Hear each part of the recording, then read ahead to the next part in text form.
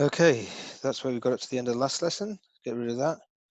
Now we're going to talk about the mechanism for ester formation, and this mechanism is nucleophilic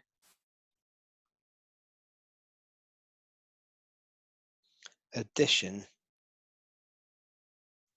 followed by elimination.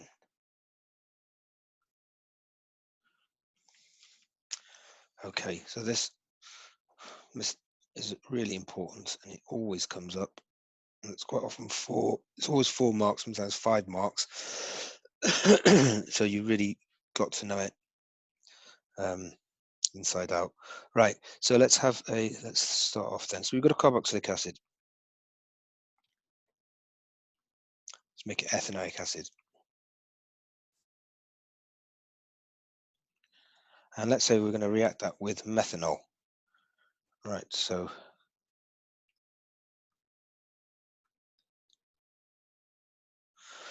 okay, so what could be the first? This is a nucleophilic attack, isn't it? So what kind of where's a nucleophile going to have a chance here?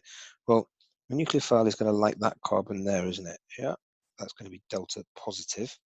And well, this is going to be the nucleophile. So here, well, what we got on here? We've got oxygen and electronegative element with 2 lone pairs. We're going to just draw one of them now.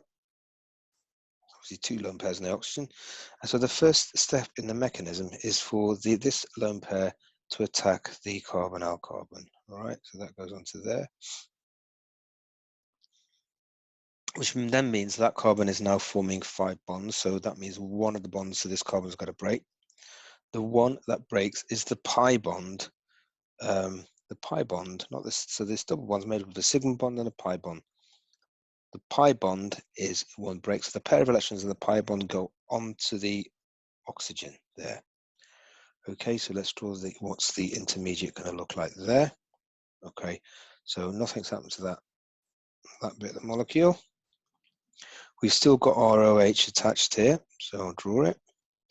But this oxygen is now bonded to the carbon. Okay, right. Oh, sorry, I made a mistake already. I need to get rid of that, don't I? That's not a double bond anymore. More about that in 1 second.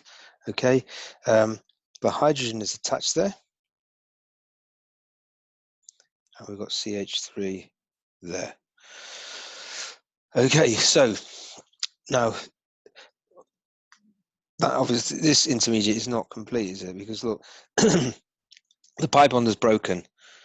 1 electron came from the carbon, 1 came from the oxygen. Who's got them both now? The oxygen. So the oxygen's got 1 more electron that it should have, so it's got a minus charge on it. Okay.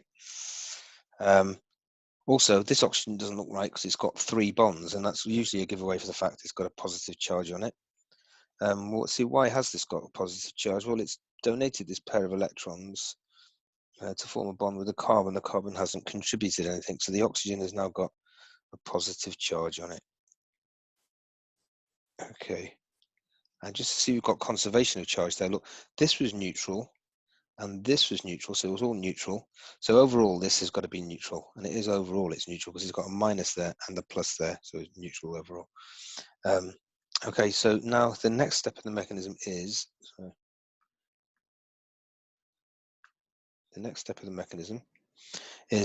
the pair of electrons on this, right, the pi bond reforms.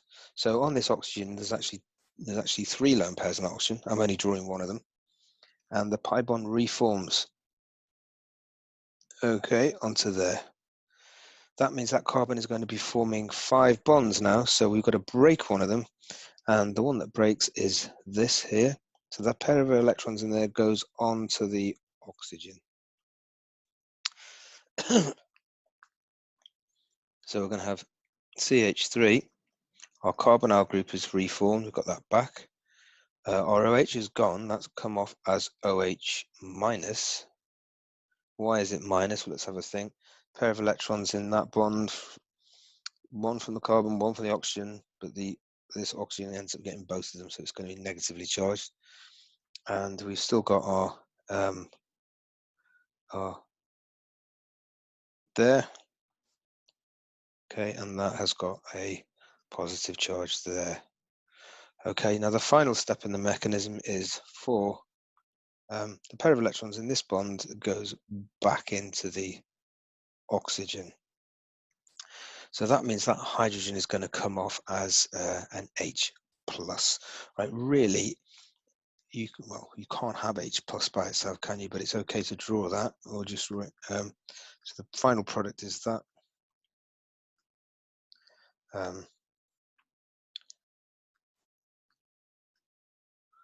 And we've got H plus there. As just saying a minute ago, you can't really have H plus by itself, can you?